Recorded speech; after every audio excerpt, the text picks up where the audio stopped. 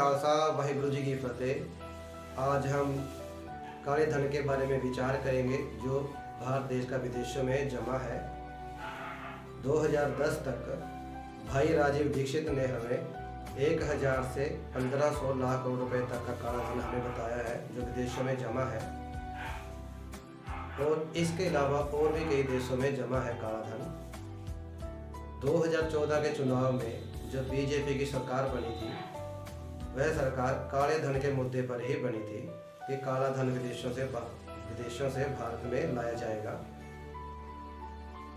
और 2014 से लेकर 2019 तक, यानी कि मौजूदा सरकार के होते हुए, यानी कि बीजेपी सरकार के होते हुए 6625 करोड़ रुपया स्विस बैंक में जमा हुआ है काले धन का। मौजूदा सरकार बीजेपी की थी। और इसी प्रकार से 2019 के इलेक्शनों के बाद 2020 के लास्ट तक 13 सालों में इतना काला धन जमा नहीं हुआ जितना 2020 में हुआ। 20,700 करोड़ रुपए भारत का स्विस बैंक में जमा हुआ है, और यह सिर्फ स्विस बैंक में जमा हुआ है। स्विस बैंक की रिपोर्ट है जिसमें 20,700 करोड़ रुपए जमा हुआ है। और इस समय बीजेपी की सरकार फिर से बनी 2019 में। 2019 तक 14 से लेकर 19 तक 6625 करोड़ रुपए जमा हुए काले धन के।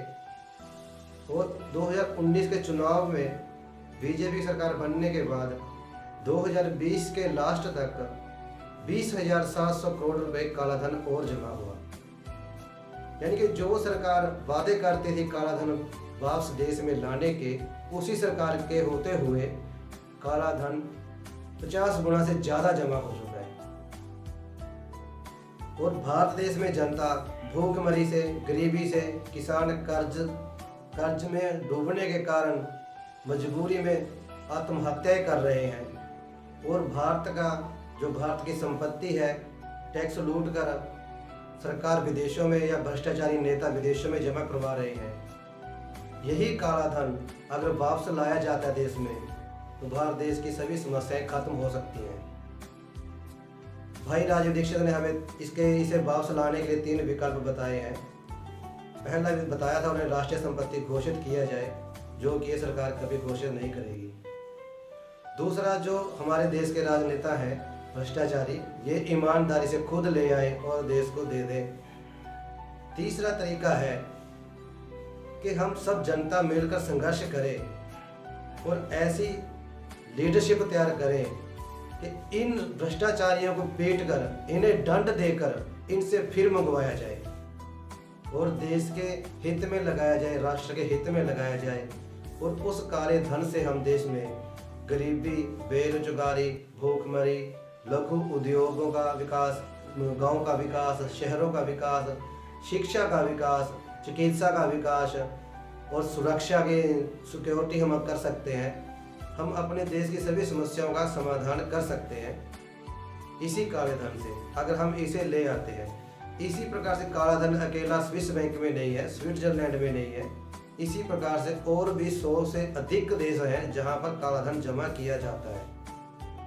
यह काला धन हमारे देश के कारपोरेट पूंजीपतियों का, भ्रष्टाचारी नेताओं का, राजनेताओं का और उद्योगपतियों का, प्रशासन में जो उच्च अधिकारी हैं भ्रष्टाचारी करते हैं, घूस लेते हैं, उन लोगों का जमा किया हुआ है।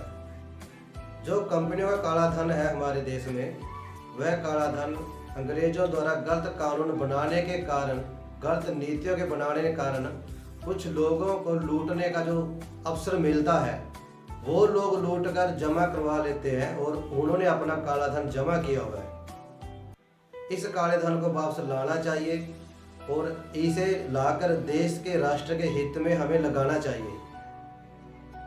इसे हम सब मिलकर ला सकते हैं जब हम सब एकता में आ जाएंगे, अपनी शक्ति को एकत्र करके संघर्ष शुरू करके हम संघर्ष के द्वारा इसे वापस ला सकते हैं। और इन राजनीतिक पार्टियों से हमें कोई उम्मीद नहीं है कि कोई भी राजनीतिक पार्टी इस काले धन को वापस ला सकती है या देश के हित में लगा सकती है। ऐसी उम्मीद रखना हमारे लिए मूर्खता होगी। यह कार्य हमें खुद सबको एकजुट होकर करना होगा और हम सब मिलके इसके प्रति आवाज़ बुलंद करें, हम सब आवाज़ मजबूत करें और ऐसा संघर्ष चलाएं कि इस काले धन को भारत में लाकर देश के हित में लगवाएं। इसे और बेहतर बनाने के लिए आप हमें सुझाव दें। आप सबका बहुत बहुत धन्यवाद। वाहेगुरु जी का खालसा, वाहेगुरु जी की फतेह।